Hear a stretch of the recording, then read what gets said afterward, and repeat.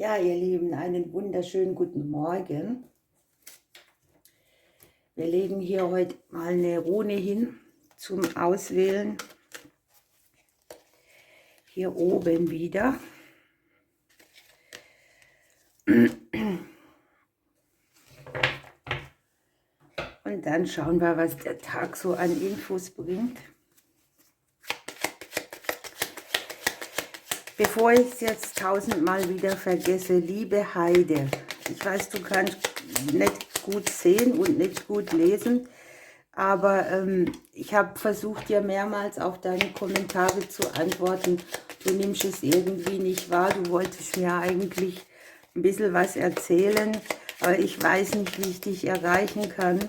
Wenn du es irgendwie hinkriegst, in der Infobox von diesem Video steht meine E-Mail-Adresse und vielleicht findest du jemanden, der dir die geben kann, und schreib mir einfach eine E-Mail und dann antworte ich dir da. Guck mal, schreib mir eine E-Mail, dann antworte ich dir da, und hier fällt gleich für heute die Kommunikation, der Nachrichtenaustausch, Korrespondenzen aller Art. Es kann hier sein, dass man sehr viel mit der Umgebung quatscht oder dass die Umgebung viele Gespräche mitbringt. Möglicherweise geht es um das Haus, die Wohnung, auch Kontakte, die um dich rum sind. Und irgendwie geht es da um gewisse Hindernisse, ne? Also man tauscht sich aus über irgendeine Energie, die bisher nicht so gut gestanden hat. Etwas kommt in Fluss. Es kann ja auch sein, dass man mit Kommunikationsstörungen rechnen muss. Also ihr wartet auf eine Nachricht und sie geht nicht durch oder sie kommt nicht an oder ihr versucht mehrmals irgendjemand zu erreichen.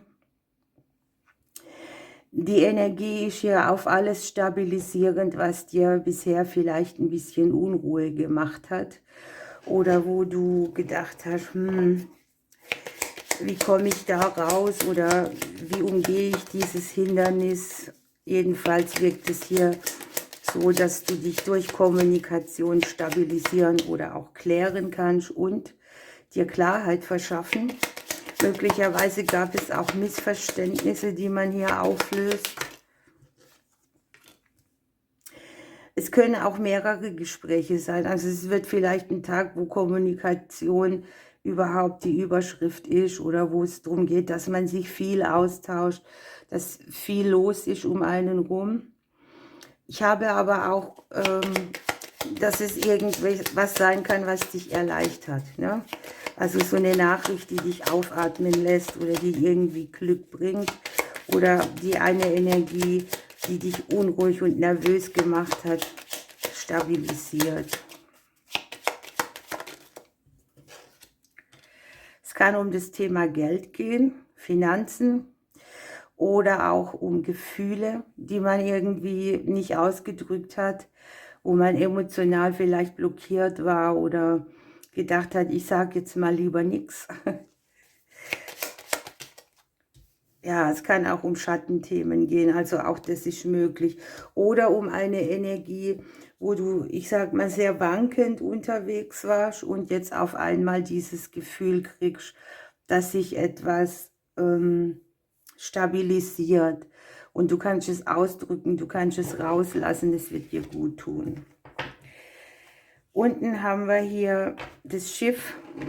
Möglicherweise ist es auch so, dass man viel unterwegs ist, dass man über Träume und Sehnsüchte spricht oder am Ende vielleicht auch über Kurskorrekturen, die man so vorhat.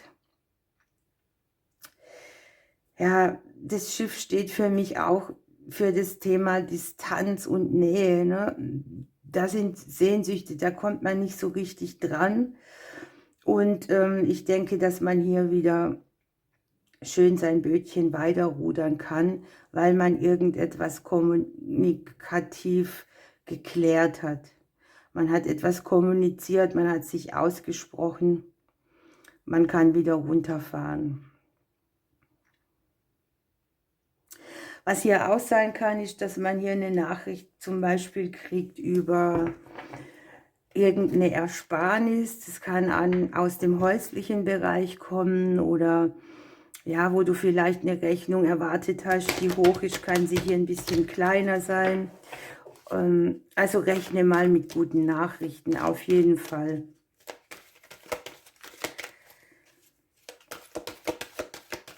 Das wird hier deinen Alltag so ein bisschen erhellen, was hier liegt. Ein Gefühl des Aufatmens. So, wir haben hier noch den Beifuß für heute. Vertraue deinen Eingebungen und Träumen, denn sie sind die Sprache der Seele. Hier haben wir natürlich auch das Emotionale, das hier gesprochen wird. Das würde hier sehr gut passen. Und es geht sehr viel auch darum, dass du über die Verbindung mit den Träumen, mit deiner Seele, mit der geistigen Welt, wie man es auch immer nennen möchte, dass dir hier ganz viel altes Wissen hochkommt, dass du dich zurückerinnerst, dass du verstehst oder verstanden wirst auch. Das wird hier so ein Thema sein für heute. Dann gucken wir mal, welcher Engel hier mitkommt. Ja, kann ja nicht besser sein, der Engel des Erfolges. Dein Engel ermuntert dich, an deinen Erfolg zu glauben. Erweitere deine Grenzen und wage dich an Aufgaben heran, die dir bisher Angst gemacht haben. Wenn du fest daran glaubst, kann dir alles gelingen. Wunderbar. Schöne Nachricht für heute. Dann nehmen wir mal die Rune noch zur Hand. Jetzt muss ich gut überlegen. Ich denke, die rechte nehmen. Ich gucke gerade noch mal drüber. Nein, rechts. Ich nehme rechts. Und wir haben hier Geben und Nehmen in Harmonie mit allem. Ja, und das passt eigentlich sehr gut, denn diese Rune namens Gebo steht auch für Geschenke, für Ausgleich und auch für Vereinigung mit allem. Ne?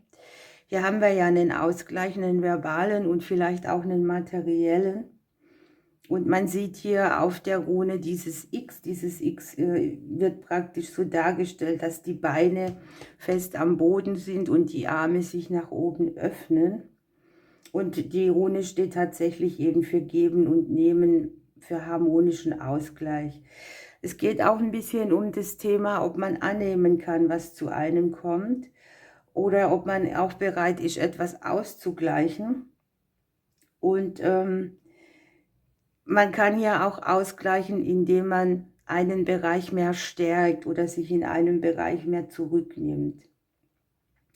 Wenn du zum Beispiel zu viel von dir selber investierst, führt das auch zu einem Ungleichgewicht irgendwo. Es geht einfach um das Thema Balance mit diesem Geben und Nehmen. Ne?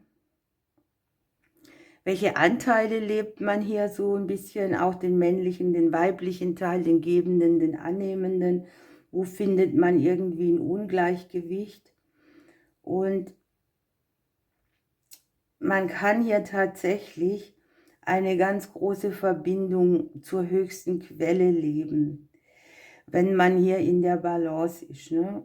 Es geht auch um die Bereitschaft dazu, dass man ein ausgewogenes Verhältnis zum Geben und Nehmen hat. Das wäre diese Rune. Dann gucken wir die linke. Ihr habt Kenas und es geht um das Thema Aufmerksamkeit und inneres Feuer. Ja, und es richtet dich auf hier, diese Rune, lässt dein inneres Feuer wieder brennen, gerade wenn man auch am Boden liegt oder wenn man das Gefühl hat, man möchte aufgeben oder man kommt nicht weiter, dann kriegst du hier mit dieser Rune Durchhaltevermögen, ein bisschen mehr Begeisterung, man brennt wieder für irgendwas und die Rune bringt auch sehr viel Klarheit mit. Und es geht auch darum, wohin lenkt man denn seine Aufmerksamkeit, ne? Hier kriegt man auch ja, ich würde mal sagen, wir haben ja hier die Schatten oder die tiefen Emotionen, die Eingebungen. Und hier kriegt man einen guten Blick auf die Dinge, die im Hintergrund wirken.